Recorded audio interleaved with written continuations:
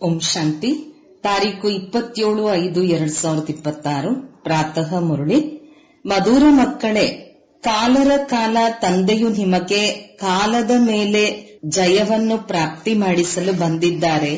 ಮನ್ಮನಾಭವದ ಮಂತ್ರದಿಂದಲೇ ನೀವು ಕಾಲ ಎಂದರೆ ಮೃತ್ಯುವಿನ ಮೇಲೆ ಜಯಗಳಿಸುತ್ತೀರಿ. ಪ್ರಶ್ನೆ: ಆತ್ಮಿಕ ತಂದೆಯು ನೀವು ಆತ್ಮಿಕ ಯಾತ್ರಿಕರಿಗೆ ಯಾವ ಒಂದು ವಿಶೇಷ ಶಿಕ್ಷಣವನ್ನು ಕೊಡುತ್ತಾರೆ? ಉತ್ತರ: ಹೇ ಆತ್ಮಿಕ ಯಾತ್ರಿಕರೇ, ನೀವು ದೇಹಾಭಿಮಾನವನ್ನು ಬಿಟ್ಟು ದೇಹಿ ಅಭಿಮಾನಿಯಾಗಿರಿ. ರಾವಣನು ಅರ್ಧಕಲ್ಪದಿಂದ ನಿಮ್ಮನ್ನು ದೇಹಾಭಿಮಾನಿಯನ್ನಾಗಿ ಮಾಡಿದನು.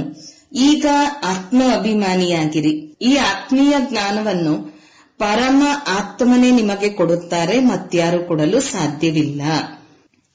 ಗೀತೆ. ಓಂ ನಮಃ ಶಿವಾಯ. ಓಂ ಶಾಂತಿ. ಮಕ್ಕಳು ತಮ್ಮ ತಂದೆಯ ಮಹಿಮೆಯನ್ನು ಕೇಳಿದಿರಿ. ಗಾಯನ ಮಾಡಲಾಗುತ್ತದೆ ಶ್ರೇಷ್ಠಾತಿ ಶ್ರೇಷ್ಠ ಭಗವಂತ ಎಂದು. ಅವರು ಎಲ್ಲಾ ಮಕ್ಕಳ ತಂದೆಯಾಗಿದ್ದಾರೆ. ಯಾರೆಲ್ಲರೂ ಇದ್ದಾರೆಯೋ ಎಲ್ಲರೂ ಪರಸ್ಪರ ಸಹೋದರರಾಗಿದ್ದಾರೆ ಮತ್ತು ಎಲ್ಲರ ತಂದೆಯೂ ಒಬ್ಬರೇ ಆಗಿದ್ದಾರೆ. ಅವರು ಶಿವ ತಂದೆಯಾಗಿದ್ದಾರೆ. ತಂದೆಯು ತಿಳಿಸುತ್ತಾರೆ, ಹೇ ಮಕ್ಕಳೇ, ಭಕ್ತಿ ಮಾರ್ಗದಲ್ಲಿ ನಿಮಗೆ ಇಬ್ಬರು ತಂದೆಯರಿರುತ್ತಾರೆ, ಲೌಕಿಕ ತಂದೆ ಮತ್ತು ಪಾರಲೌಕಿಕ ತಂದೆ. ರಚಯಿತನಿಂದ ರಚನೆಗೆ ಆಸ್ತಿಯೂ ಸಿಗುತ್ತದೆ. ಅದು ಸೀಮಿತವಾದ ಆಸ್ತಿ. ಇದು ಬೇಹದ್ದಿನ ಆಸ್ತಿಯಾಗಿದೆ. ಬೇಹದ್ದಿನ ತಂದೆಯು ಒಬ್ಬರೇ ಆಗಿದ್ದಾರೆ. ಅವರಿಂದ ಬೇಹದ್ದಿನ ಆಸ್ತಿಯೂ ಸಿಗುತ್ತದೆ. ಅವರು ನಿರಾಕಾರನಾಗಿದ್ದಾರೆ. ಅವರ ಹೆಸರಾಗಿದೆ ಶಿವ. ಪರಮಪಿತ ಪರಮಾತ್ಮ ಶಿವನೆಂದು ಹೇಳುತ್ತಾರೆ. ಶಿವ ಪರಮಾತ್ಮಾಯ ನಮಃ. ಅವರು ಸರ್ವಶ್ರೇಷ್ಠನಾಗಿದ್ದಾರೆ. ನಿಮ್ಮ ಬುದ್ಧಿಯು ನಿರಾಕಾರ ತಂದೆಯ ಕಡೆ ಹೊರಟು ಹೋಗುತ್ತದೆ. ಅವರು ಪರಮಧಾಮದಲ್ಲಿರುತ್ತಾರೆ. ಎಲ್ಲಿಂದ ನೀವಾತ್ಮರು ಸಹ ಬರುತ್ತೀರಿ. ತಂದೆಯೂ ಸಹ ಅಲ್ಲಿಯೇ ಇರುತ್ತಾರೆ. ಅವರು ಸರ್ವರ ಸದ್ಗತಿ ಮಾಡುವವರಾಗಿದ್ದಾರೆ. ಅದರಲ್ಲಿಯೂ ಭಾರತವು ಪರಮಪಿತ ಪರಮಾತ್ಮನ ಜನ್ಮಸ್ಥಳವಾಗಿದೆ. ಶಿವಜಯಂತಿಯನ್ನು ಇಲ್ಲಿಯೇ ಆಚರಿಸುತ್ತಾರೆ. ಆ ಆತ್ಮಿಕ ತಂದೆಗೆ ಜ್ಞಾನ ಸಾಗರ, ಪತೀತ ಪಾವನ, ಮುಕ್ತಿದಾತ, ಮಾರ್ಗದರ್ಶಕನೆಂದು ಹೇಳಲಾಗುತ್ತದೆ. ಅವರೇ ದುಃಖಹರ್ತ, ಸುಖಕರ್ತನಾಗಿದ್ದಾರೆ. ಇದನ್ನು ಭಾರತವಾಸಿಗಳು ತಿಳಿದುಕೊಂಡಿದ್ದಾರೆ. ಇದು ದುಃಖಧಾಮವಾಗಿದೆ. ಭಾರತವೇ ಸುಖಧಾಮವಾಗಿತ್ತು. ತಂದೆಯು ಮಕ್ಕಳಿಗೆ ತಿಳಿಸುತ್ತಾರೆ, ಹೇ ಭಾರತವಾಸಿಗಳೇ, ನೀವು ವಿಶ್ವದ ಮಾಲೀಕರಾಗಿದ್ದಿರಿ. ನಿಮ್ಮದು ಆದಿ ಸನಾತನ ದೇವಿ ದೇವತಾ ಧರ್ಮವಾಗಿತ್ತು. ದೇವಿ ದೇವತೆಗಳು ಧರ್ಮಶ್ರೇಷ್ಠರು, ಕರ್ಮಶ್ರೇಷ್ಠರಾಗಿದ್ದರು. ಈಗ ಧರ್ಮಭ್ರಷ್ಟರು ಕರ್ಮಭ್ರಷ್ಟರಾಗಿ ಬಿಟ್ಟಿದ್ದಾರೆ. ತಮ್ಮನ್ನು ಪಾವನ ದೇವತೆಗಳೆಂದು ಕರೆಸಿಕೊಳ್ಳಲು ಸಾಧ್ಯವಿಲ್ಲ. ಕಲಿಯುಗದ ಅಂತ್ಯದವರೆಗೂ ಭಕ್ತಿ ಮಾರ್ಗವು ನಡೆಯುತ್ತದೆ. ಇದರಲ್ಲಿ ಜ್ಞಾನ ಇರುವುದಿಲ್ಲ. ಜ್ಞಾನದಿಂದಲೇ ಸದ್ಗತಿಯಾಗುತ್ತದೆ. ಸರ್ವರ ಸದ್ಗತಿದಾತ ತಂದೆಯು ಬರುವವರೆಗೂ ಸದ್ಗತಿಯಾಗಲು ಸಾಧ್ಯವಿಲ್ಲ. ತಂದೆಯು ತಿಳಿಸುತ್ತಾರೆ, ನಾನು ಕಲ್ಪದ ಸಂಗಮ ಯುಗದಲ್ಲಿ ಬರುತ್ತೇನೆ. ಈ ಸಮಯದಲ್ಲಿ ಪತೀತ ಪ್ರಪಂಚವಾಗಿದೆ. ಯಾರೊಬ್ಬರೂ ಪಾವನರಿಲ್ಲ. ಬಲೆ ಸನ್ಯಾಸಿಗಳು ಪವಿತ್ರವಾಗಿರುತ್ತಾರೆ, ಆದರೆ ಅವರು ಪುನರ್ಜನ್ಮವನ್ನಂತೂ ಇಲ್ಲಿಯೇ ತೆಗೆದುಕೊಳ್ಳುತ್ತಾರೆ. ವಿಷದಿಂದ ಜನ್ಮ ಪಡೆಯಬೇಕಾಗುತ್ತದೆ. ಹಿಂತಿರುಗಿ ಹೋಗುವಂತಿಲ್ಲ.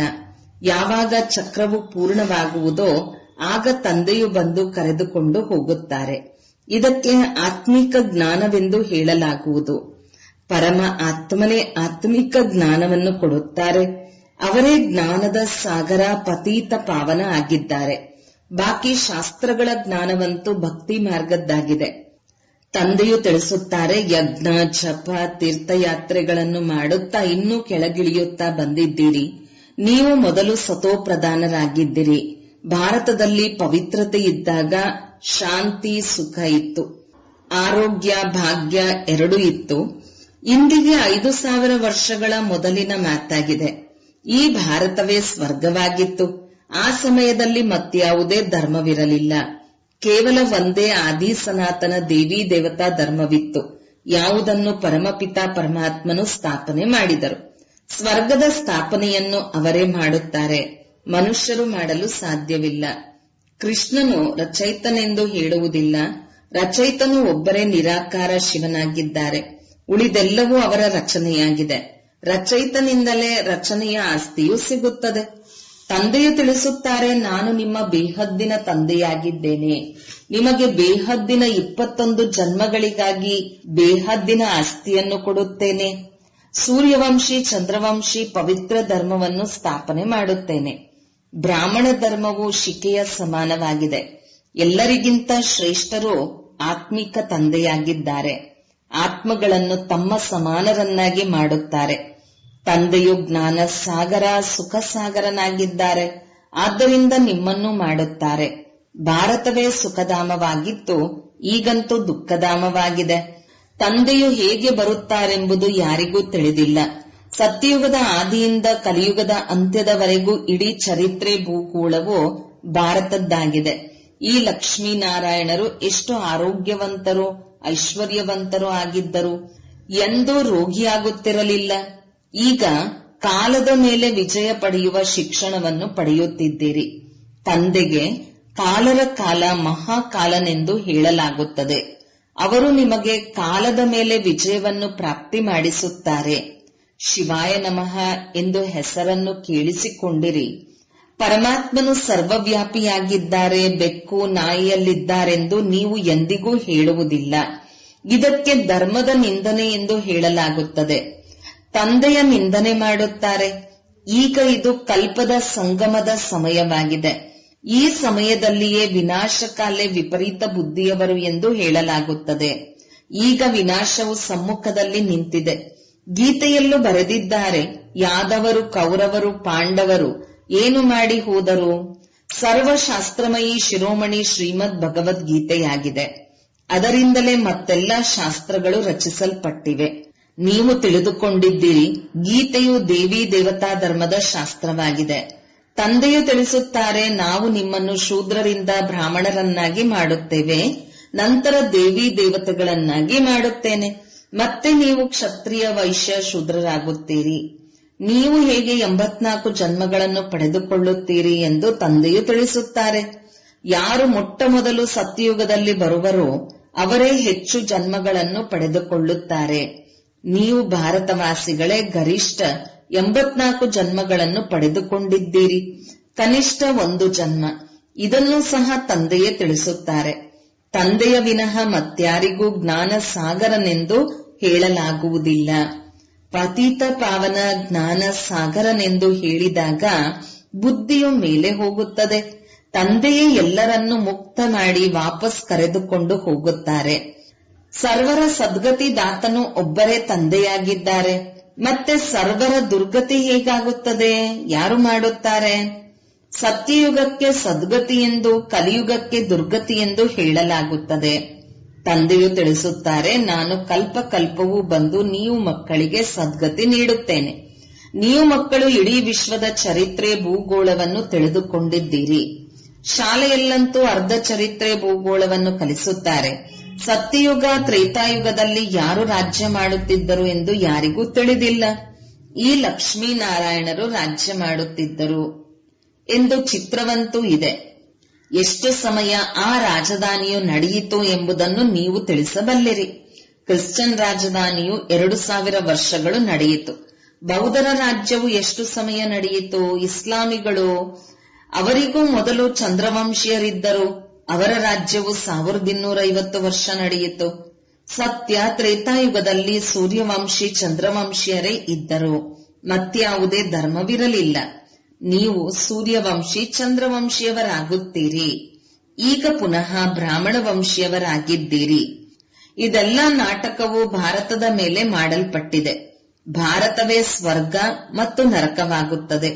ಅನ್ಯ ಧರ್ಮದವರಿಗಾಗಿ ಹೇಳುವುದಿಲ್ಲ. ಅವರಂತೂ ಸ್ವರ್ಗದಲ್ಲಿ ಇರುವುದೇ ಇಲ್ಲ. ಯಾರಾದರೂ ಶರೀರ ಬಿಟ್ಟರೆ ಸ್ವರ್ಗವಾಸಿಯಾದರೆಂದು ಹೇಳುತ್ತಾರೆ, ಆದರೆ ತಿಳಿದುಕೊಳ್ಳುವುದಿಲ್ಲ. ನರಕವಾಸಿಗಳಂತೂ ನರಕದಲ್ಲಿಯೇ ಜನ್ಮ ಪಡೆದುಕೊಳ್ಳಬೇಕಾಗುತ್ತದೆ. ಸ್ವರ್ಗವಾಸಿಗಳು ಸ್ವರ್ಗದಲ್ಲಿ ಪುನರ್ಜನ್ಮ ಪಡೆದುಕೊಳ್ಳುತ್ತಾರೆ. ನೀವು ಮಕ್ಕಳು ತಿಳಿದುಕೊಳ್ಳುತ್ತೀರಿ, ಈ ಲಕ್ಷ್ಮೀನಾರಾಯಣರು ಸ್ವರ್ಗವಾಸಿಗಳಾಗಿದ್ದರು. ಅವರು ಈ ರಾಜಧಾನಿಯನ್ನು ಹೇಗೆ ಪಡೆದರು? ಲಕ್ಷಾಂತರ ವರ್ಷಗಳ ಮಾತು ನೆನಪಿರಲು ಸಾಧ್ಯವಿಲ್ಲ. ಸತ್ಯಯುಗದಲ್ಲಿ ಈ ಶಾಸ್ತ್ರ ಇತ್ಯಾದಿಗಳು ಇರುವುದಿಲ್ಲ. ಇದೆಲ್ಲವೂ ಭಕ್ತಿಯ ಸಾಮಗ್ರಿಯಾಗಿದೆ. ಏಣಿಯನ್ನು ಕೆಳಗಿಳಿಯಲೇಬೇಕು. ಸತೋ ಪ್ರಧಾನರಿಂದ ಸತೋ ರಜೋ ತಮೋದಲ್ಲಿ ಈ ಏಣಿಯನ್ನು ಇಳಿಯುವುದರಲ್ಲಿ 5,000 ವರ್ಷಗಳು ಹಿಡಿಸುತ್ತವೆ. ಸತ್ಯಯುಗದಲ್ಲಿ 16 ಕಲಾ ಸಂಪೂರ್ಣರು, ನಂತರ ತ್ರೇತಾದಲ್ಲಿ 2 ಕಲೆಗಳು ಕಡಿಮೆಯಾಯಿತು. ಆತ್ಮದಲ್ಲಿ ಬೆಳ್ಳಿಯ ಬೆರಕೆಯಾಯಿತು. ದ್ವಾಪರ ಯುಗದಲ್ಲಿ ಬಂದಾಗ ತಾಮ್ರದ ಬೆರಕೆಯಾಯಿತು. ಈ ಸಮಯದಲ್ಲಿ ಸಂಪೂರ್ಣ ತಮೋ ಪ್ರಧಾನರಾಗಿದ್ದೀರಿ. ಆತ್ಮದಲ್ಲಿಯೇ ತುಕ್ಕು ಬೀಳುತ್ತದೆ. ನೀವು ಪೂರ್ಣ 84 ಜನ್ಮಗಳನ್ನು ಪಡೆದುಕೊಳ್ಳುತ್ತೀರಿ. ಆತ್ಮೀಕ ಶಿವ ತಂದೆಯೇ ಬಂದು ಆತ್ಮೀಯ ಮಕ್ಕಳಿಗೆ ತಿಳಿಸುತ್ತಾರೆ, ನೀವು ಆತ್ಮ ಅಭಿಮಾನಿಗಳಾಗಬೇಕು. ರಾವಣನ ಪ್ರವೇಶತೆ ಆಗುವುದರಿಂದ ಎಲ್ಲರೂ ದೇಹಾಭಿಮಾನಿಯಾಗಿ ಬಿಟ್ಟಿದ್ದೀರಿ. ಈಗ ತಮ್ಮನ್ನು ಆತ್ಮನೆಂದು ತಿಳಿಯಬೇಕಾಗಿದೆ. ನಾವೇ 84 ಜನ್ಮಗಳನ್ನು ಪಡೆದುಕೊಂಡು ಭಿನ್ನ ಭಿನ್ನ ಪಾತ್ರವನ್ನು ಅಭಿನಯಿಸುತ್ತಾ ಬಂದಿದ್ದೇವೆ. ಈಗ 84 ಜನ್ಮಗಳ ಚಕ್ರವು ಪೂರ್ಣವಾಯಿತು. ಈ ಶರೀರವೂ ಸಹ ಈಗ ಜರ್ಜಡೀಭೂತವಾಗಿ ಬಿಟ್ಟಿದೆ. ದ್ವಾಪರದಿಂದ ರಾವಣ ರಾಜ್ಯವಾಗುತ್ತದೆ. ಸತ್ಯಯುಗದಲ್ಲಿ ರಾಮರಾಜ್ಯವಿರುತ್ತದೆ. ಸತ್ಯಯುಗದಲ್ಲಿ ನೀವು ಆತ್ಮ ಅಭಿಮಾನಿಯಾಗಿದ್ದೀರಿ. ದ್ವಾಪರ ಕಲಿಯುಗದಲ್ಲಿ ದೇಹಾಭಿಮಾನಿಯಾಗಿ ಬಿಟ್ಟಿದ್ದೀರಿ. ಆತ್ಮನನ್ನಾಗಲಿ ಪರಮಾತ್ಮನನ್ನಾಗಲಿ ತಿಳಿದುಕೊಂಡಿಲ್ಲ. ತಂದೆಯು ತಿಳಿಸುತ್ತಾರೆ, ಆತ್ಮವು ಒಂದು ನಕ್ಷತ್ರವಾಗಿದೆ. ಭ್ರುಕುಟಿಯ ಮಧ್ಯದಲ್ಲಿ ಹೊಳೆಯುವ ನಕ್ಷತ್ರ. ಅದನ್ನು ದಿವ್ಯ ದೃಷ್ಟಿಯ ವಿನಃ ನೋಡಲು ಸಾಧ್ಯವಿಲ್ಲ. ಅದು ಬಹಳ ಸೂಕ್ಷ್ಮವಾಗಿದೆ. ಆತ್ಮವೇ ಒಂದು ಶರೀರವನ್ನು ಬಿಟ್ಟು ಇನ್ನೊಂದನ್ನು ಪಡೆದುಕೊಳ್ಳುತ್ತದೆ. ನಾವಾತ್ಮರೇ 84 ಜನ್ಮಗಳನ್ನು ಪಡೆದುಕೊಂಡಿದ್ದೇವೆ. ಪರಮಪಿತ ಪರಮಾತ್ಮನೂ ಸಹ ಬಿಂದುವಾಗಿದ್ದಾರೆ. ಅವರಿಗೆ ಜ್ಞಾನ ಸಾಗರ, ಪತೀತ ಪಾವನ, ಜ್ಞಾನ ಪೂರ್ಣನೆಂದು ಹೇಳುತ್ತಾರೆ. ಪರಮಪಿತ ಪರಮಾತ್ಮನಲ್ಲಿ ಸೃಷ್ಟಿಯ ಆದಿ ಮಧ್ಯ ಅಂತ್ಯದ ಜ್ಞಾನವಿದೆ. ಬೀಜರೂಪನಾಗಿರುವ ಕಾರಣ ಅವರಿಗೆ ಸತ್ ಚಿತ್ ಆನಂದ ಸ್ವರೂಪನೆಂದು ಹೇಳಲಾಗುತ್ತದೆ. ತಂದೆಯಲ್ಲಿ ಯಾವ ಜ್ಞಾನ ಇದೆಯೋ ಅದನ್ನು ಅವಶ್ಯಕವಾಗಿ ತಿಳಿಸಬೇಕಾಗಿದೆ. ಇದು ಆತ್ಮೀಕ ಜ್ಞಾನವಾಗಿದೆ. ಎಲ್ಲ ಆತ್ಮರ ತಂದೆಯು ಬಂದು ಆತ್ಮಗಳಿಗೆ ಓದಿಸುತ್ತಾರೆ, ನೀವು ಆತ್ಮಾಭಿಮಾನಿಗಳಾಗಬೇಕು. ಶಿವ ತಂದೆಯು ನಮಗೆ ಓದಿಸುತ್ತಾರೆ. ಅವರೇ ಜ್ಞಾನ ಪೂರ್ಣನಾಗಿದ್ದಾರೆ. ತಂದೆಯೇ ಬಂದು ಸ್ವರ್ಗದ ರಚನೆಯನ್ನು ರಚಿಸುತ್ತಾರೆ. ನಿಮ್ಮನ್ನು ಸ್ವರ್ಗಕ್ಕೆ ಯೋಗ್ಯರನ್ನಾಗಿ ಮಾಡುತ್ತಾರೆ. ಈ ಸೃಷ್ಟಿ ಚಕ್ರದ ರಹಸ್ಯವನ್ನು ಯಾವುದೇ ಮನುಷ್ಯರು ತಿಳಿದುಕೊಂಡಿಲ್ಲ. ತಂದೆಯನ್ನೇ ತಿಳಿದುಕೊಳ್ಳದ ಕಾರಣ ಭಾರತಕ್ಕೆ ಈ ಗತಿ ಉಂಟಾಗಿದೆ. ಭಾರತದಲ್ಲಿ ಪವಿತ್ರತೆ ಇದ್ದಾಗ ಸುಖ ಶಾಂತಿ ಇತ್ತು. ಈಗಂತೂ ನರಕವಾಗಿದೆ. ಅಂದ ಮೇಲೆ ಯಾರಾದರೂ ಸ್ವರ್ಗದಲ್ಲಿ ಹೇಗೆ ಹೋಗಲು ಸಾಧ್ಯ? ಸಂಪೂರ್ಣ ಕಲ್ಲು ಬುದ್ಧಿಯವರಾಗಿ ಬಿಟ್ಟಿದ್ದಾರೆ. ತಂದೆಯು ತಿಳಿಸುತ್ತಾರೆ, ನಾನು ಮಕ್ಕಳಿಗಾಗಿ ಯಾವುದಾದರೂ ಉಡುಗೊರೆಯನ್ನು ತೆಗೆದುಕೊಂಡು ಬರುತ್ತೇನೆ. ನಿಮ್ಮನ್ನು ಸ್ವರ್ಗದ ಮಾಲೀಕರನ್ನಾಗಿ ಮಾಡುತ್ತೇನೆ. ಯಾರು ಕಲ್ಪದ ಮೊದಲು ಆಸ್ತಿಯನ್ನು ಪಡೆದುಕೊಂಡಿದ್ದರೋ ಅವರೇ ಈಗ ತಿಳಿದುಕೊಳ್ಳುತ್ತಾರೆ. ಮನುಷ್ಯರಿಂದ ದೇವತೆಗಳಾಗುತ್ತಾರೆ. ವಾಸ್ತವದಲ್ಲಿ ಪ್ರಜಾಪಿತ ಬ್ರಹ್ಮನಿಗೆ ಎಲ್ಲರೂ ಮಕ್ಕಳಾಗಿದ್ದಾರೆ. ಈಗ ಬ್ರಹ್ಮರವರ ಮೂಲಕ ಶಿವತಂದೆಯು ರಚನೆಯನ್ನು ರಚಿಸುತ್ತಿದ್ದಾರೆ. ಬ್ರಹ್ಮ ಕುಮಾರ ಕುಮಾರಿಯರಾಗುತ್ತಾ ಹೋಗುತ್ತಾರೆ. ಶಿವತಂದೆಯಿಂದ ಆಸ್ತಿಯನ್ನು ಪಡೆದುಕೊಳ್ಳುವುದಕ್ಕಾಗಿ ಪುರುಷಾರ್ಥ ಮಾಡಬೇಕು. ತಮೋ ಪ್ರಧಾನರಿಂದ ಸತೋ ಪ್ರಧಾನರಾಗಬೇಕು. ತಂದೆಯು ತಿಳಿಸುತ್ತಾರೆ, ಮಕ್ಕಳೇ ನನ್ನನ್ನು ನೆನಪು ಮಾಡಿರಿ, ಆಗ ನಿಮ್ಮ ಎಲ್ಲಾ ವಿಕರ್ಮಗಳು ವಿನಾಶವಾಗುತ್ತದೆ. ಈ ಆತ್ಮೀಕ ಜ್ಞಾನವನ್ನು ತಂದೆಯ ಹೊರತು ಮತ್ಯಾರು ಕೊಡಲು ಸಾಧ್ಯವಿಲ್ಲ. ಆತ್ಮೀಕ ತಂದೆಯೇ ಆತ್ಮಗಳಿಗೆ ಜ್ಞಾನವನ್ನು ಕೊಡುತ್ತಾರೆ. ನೀವು ಆತ್ಮೀಕ ಯಾತ್ರೆ ಮಾಡುತ್ತೀರಿ. ದೇಹಾಭಿಮಾನವನ್ನು ಬಿಟ್ಟು ದೇಹಿ ಅಭಿಮಾನಿಗಳಾಗುತ್ತೀರಿ. ಆತ್ಮ ಅವಿನಾಶಿಯಾಗಿದೆ. ಆತ್ಮದಲ್ಲಿಯೇ ಪಾತ್ರವು ತುಂಬಿದೆ. ಆತ್ಮವು ಹೇಗೆ 84 ಜನ್ಮಗಳ ಪಾತ್ರವನ್ನು ಅಭಿನಯಿಸುತ್ತದೆ ಎಂದು ಈಗ ಅರ್ಥವಾಗಿದೆ. ನಾವು ಸೂರ್ಯವಂಶೀಯರಾಗಿದ್ದೇವೆ, ನಂತರ ಚಂದ್ರವಂಶೀಯರಾದೆವು. ಪುನಃ ನಾವೀಗ ಸೂರ್ಯವಂಶೀಯರಾಗಬೇಕು. ಈಗ ತಂದೆಯು ಸತೋಪ್ರಧಾನರಾಗುವ ಶಿಕ್ಷಣ ಕೊಡುತ್ತಾರೆ. ನನ್ನೊಬ್ಬನನ್ನೇ ನೆನಪು ಮಾಡಿರಿ. ಭಗವಾನುವಾಚ, ಗೀತೆಯ ಭಗವಂತನು ಶಿವತಂದೆಯಾಗಿದ್ದಾರೆ, ಶ್ರೀಕೃಷ್ಣ ಅಲ್ಲ. ಕೃಷ್ಣನ ಆತ್ಮವೂ ಸಹ ಈಗ ಕಲಿಯುತ್ತಿದೆ. ಒಳ್ಳೆಯದು. ಮಧುರಾತಿ ಮಧುರ ಅಗಲಿ ಹೋಗಿ ಮರಳಿ ಸಿಕ್ಕಿರುವ ಮಕ್ಕಳ ಪ್ರತಿ ಮಾತಾಪಿತಾ ಬಾಪ್ದಾದರವರ ನೆನಪು, ಪ್ರೀತಿ ಹಾಗೂ ಸುಪ್ರಭಾತ. ಆತ್ಮೀಯ ಮಕ್ಕಳಿಗೆ ಆತ್ಮೀಯ ತಂದೆಯ ನಮಸ್ತೆ. ಧಾರಣೆಗಾಗಿ ಮುಖ್ಯ ಸಾರ. 1. ಆತ್ಮೀಯ ಯಾತ್ರೆಯನ್ನು ಮಾಡಬೇಕು ಹಾಗೂ ಮಾಡಿಸಬೇಕು. ಸ್ವಯಂ ಅನ್ನು ಸತೋಪ್ರಧಾನ ಮಾಡಿಕೊಳ್ಳಲು ಒಬ್ಬ ತಂದೆಯನ್ನು ನೆನಪು ಮಾಡಬೇಕು. ಆತ್ಮ ಅಭಿಮಾನಿಯಾಗುವ ಸಂಪೂರ್ಣ ಪುರುಷಾರ್ಥ ಮಾಡಬೇಕು. 2. ಕಾಲದ ಮೇಲೆ ವಿಜಯವನ್ನು ಪಡೆಯಲು ತಂದೆಯ ಶಿಕ್ಷಣವನ್ನು ಗಮನದಲ್ಲಿಟ್ಟುಕೊಳ್ಳಬೇಕು. ತಮ್ಮನ್ನು ಆತ್ಮನೆಂದು ತಿಳಿದು ಆತ್ಮಗಳಿಗೆ ಜ್ಞಾನವನ್ನು ಕೊಡಬೇಕು. ವರದಾನ: ಬಾಪ್ದಾದರವರ ಕರ್ತವ್ಯವನ್ನು ತಮ್ಮ ಗುರಿಯನ್ನಾಗಿ ಮಾಡಿಕೊಳ್ಳುವಂತಹ ಮಾಸ್ಟರ್ ಮರ್ಯಾದಾ ಪುರುಷೋತ್ತಮ ಭವ. ತಮ್ಮ ಚಿಂತನೆಯಲ್ಲಿದ್ದರೆ ನಶೆ ಏರುತ್ತದೆ ಎಂದು ಹೇಳಲಾಗುತ್ತದೆ.